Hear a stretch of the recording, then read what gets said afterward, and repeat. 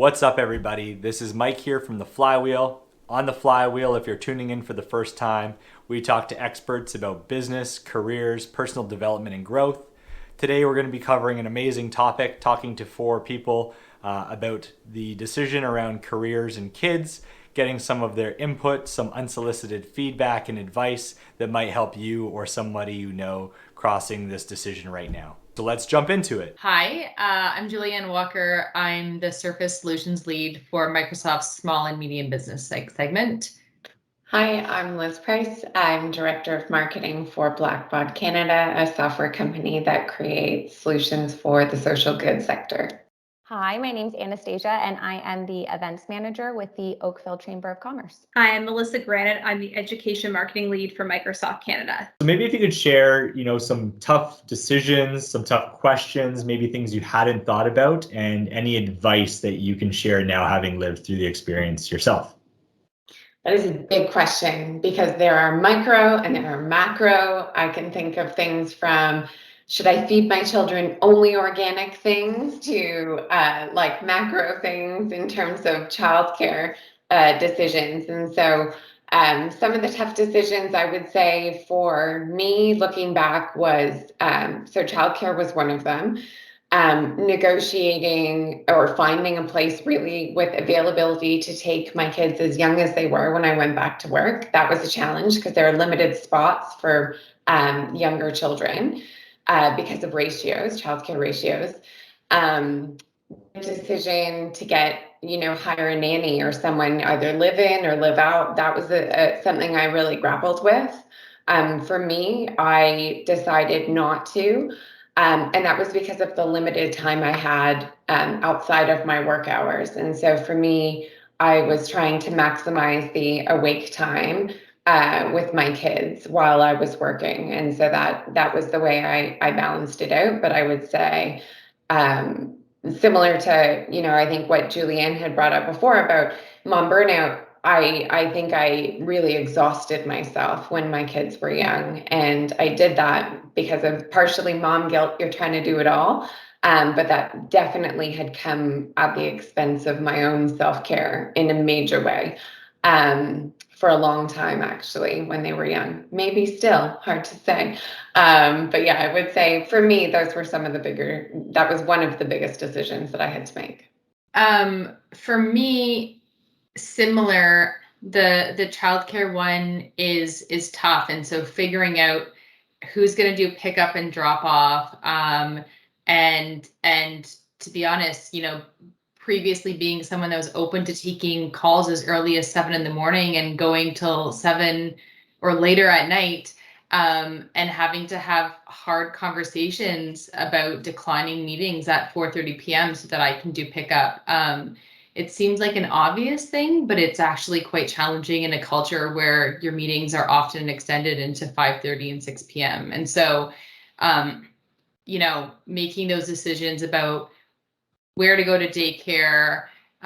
There's lots of options, and to Liz's point, like organic or not, but the work piece of it is actually and still remains a challenge. As I feel empowered to make those decisions, but it also becomes difficult when you're the only person on a big meeting that's declining. And if you're going to make it work, there's a whole bunch of juggling that needs to happen. I'll just quickly share one story because I think it just shows it in the best form. At the very start of coming back to mat leave, I had a meeting that was set for 5:00 p.m. and it was like, the first big meeting that I was invited to is 5:00 p.m. And so I worked with my husband to switch the schedules around. He had it all arranged, and at about 4:30 that meeting got moved to the following Monday. So I think it was like Friday at 5 p.m. I got moved to Monday at 8 a.m. And Monday I was supposed to do drop off. And so then I had to work with my husband to switch the schedules around again so that he could do drop off and I could do pickup. And I'm not lying to you, Sunday night, the meeting got moved to 5:30 on the Tuesday. And I was like, pulling at my hair. And so it just gave me a new perspective. And arguably I could have made a tough decision and just declined it, but it does sometimes put you in a little bit of a rock and a hard place when you are in, important meetings that are necessary.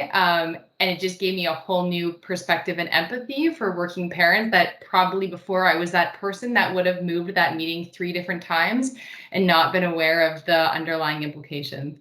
Hey, Mike, can I add something? Yeah. I want to riff off what Julianne said, because I think even now, so with older kids that are fairly self-sufficient, thinking about the morning schedules and what that means when your kids are a bit older. So I had a 7 a.m. meeting this morning, and so I prepped, was up early, prepped breakfast, had that ready to go, was in my meeting, finished at 9, did remote school setup, back in to the office. And I think that, one thing that struck me this morning was, there's a different level of tolerance. I think that COVID has actually introduced that I think will actually sustain beyond, the new normal or whatever we're going to call it, where the personal and professional blend has become that much more poignant. People have seen into each other's personal lives that much more. And I think the tolerance for flexibility has increased. And so on calls now, when my children interrupt or, on team calls, etc., they'll walk in, people will talk to them. I report to our area president. They all know each other. My kids know him. They'll say, "Hi, Alan, how's it going?"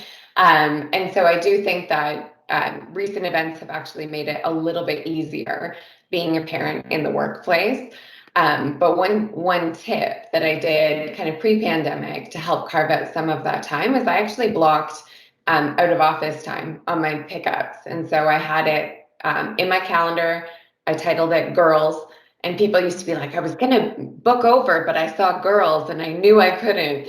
And so I think there are some tips and tricks to help create awareness, because it's hard to have the conversations and say, I can't do it. But sometimes when people are doing and looking at a scheduler and they see kids pick up or something that does call it out, it almost allows you to have that conversation more subtly, which is a little bit easier. Yeah, I mean, just going off what you've said, like, I think the biggest things with parents is how do you do it? Like, how do you do it all? The career and the home life balance. And then, of course, with the pandemic, everything else that brings to the table.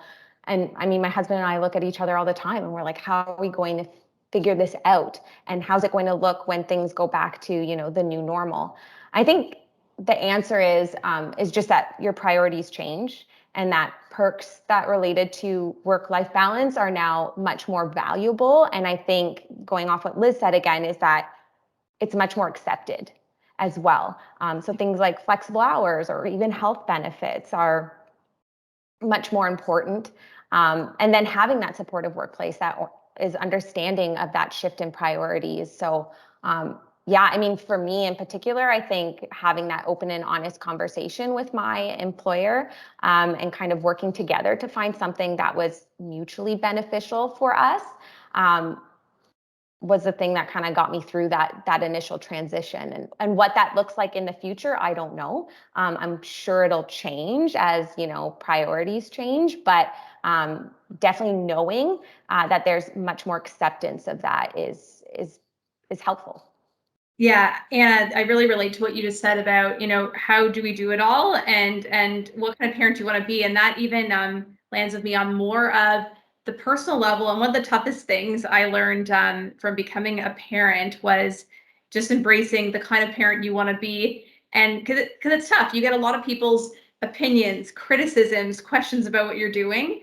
So whether it's how you're going to balance your work and personal life with your family, or it could be even at the more detailed level of the mom level of, breastfeeding versus formula, or are you going to sleep train or not? Like, these are questions that seem pretty basic, but they could be quite tough because you want to do what you feel is best for you and your child, but then you have a lot of opinions weighing in. So you kind of have to just let it stay away from your mind and do you as a mom as well as, being a professional. So. Yeah. And honestly, I don't know for you, you women, but for me in particular, I found that as a mom, I'm constantly questioning what I'm doing, whether it's right. Like you said, feeding organic or breastfeeding versus formula, like you're always questioning. And then the mom guilt comes into play. But at work, I'm very confident in what I do.